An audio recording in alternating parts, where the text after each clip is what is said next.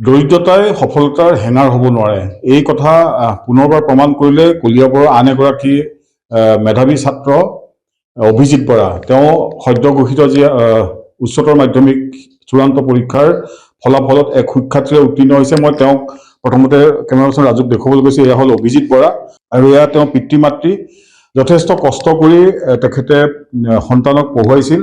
কিমান নম্বৰ পালা প্ৰতিটো বিষয়ত আৰু মুঠ কিমান শতাংশ নম্বৰ?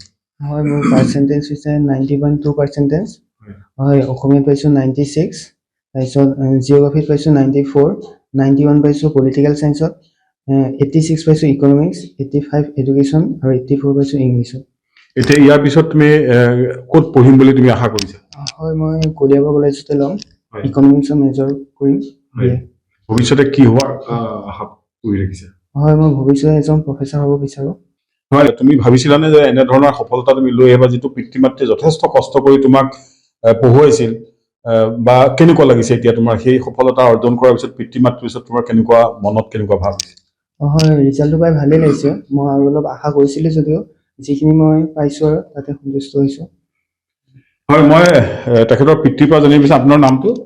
মোৰ ৰমেশ চন্দ্ৰ বৰা। কেনেকুৱা লাগিছে আজি খুব সুন্দৰ এক ভাল লাগিছে, যিখিনি মই ধৰক কষ্ট কৰিলোঁ সেইখিনি কষ্ট আজি অনুভৱ হোৱা নাই। তাৰ পৰা যিখিনি আশা কৰিছিলোঁ সেইখিনি পাইছোঁ আৰু সেইটোৱে। কি ক'ব মাতৃ হিচাপে?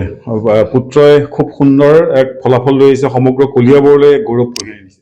হয়, নমস্কাৰ। মই আজি পুত্ৰৰ ৰিজাল্টত মই নথৈ আনন্দিত হৈছোঁ আৰু বহুত সুখী হৈছোঁ। আৰু এই অঞ্চলটিলৈ গৌৰৱ কঢ়িয়াই আনিছে আৰু ল'ৰাই অশেষ চেষ্টা কৰিছে, তাৰ একাগ্ৰতাটো আছে, সেইবাবে আজি এই ফলাফল আমি পাবলৈ সক্ষম হৈছোঁ।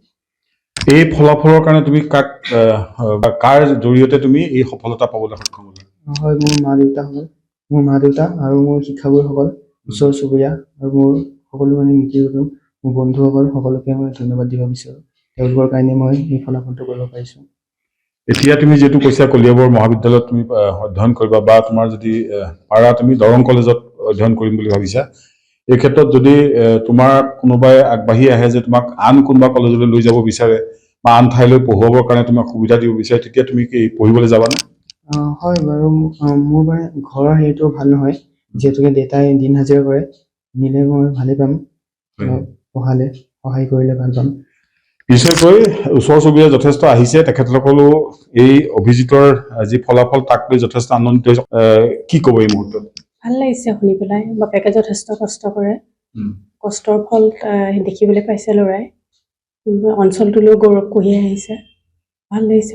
দেখা যায় বহুতে কয় যে দৰিদ্ৰতাৰ কাৰণে সফলতা আনিব নোৱাৰে, আজৰি আনিব নোৱাৰে, তেনেধৰণৰ কথা কয়, কিন্তু আচলতে অভিজিতে সেই প্ৰমাণ কৰিলে যে দৰিদ্ৰতাই সফলতাৰ হেঙাৰ কেতিয়াও হ'ব নোৱাৰে।